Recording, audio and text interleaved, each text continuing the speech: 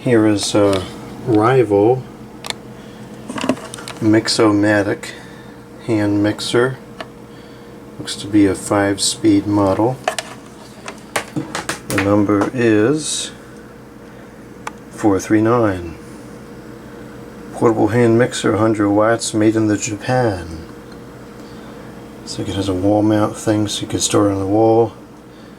I don't know where the beater things are, but we can plug it in anyways and see if it works and whatever. I'm going to start off on 1, which I believe is the slowest speed.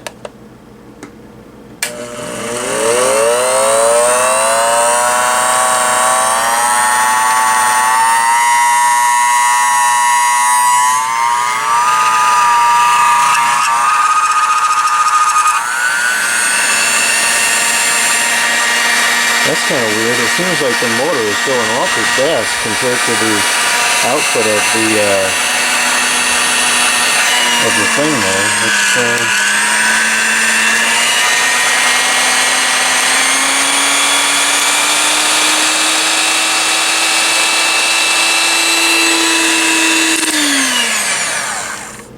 That must have some serious mechanical reduction on the gears.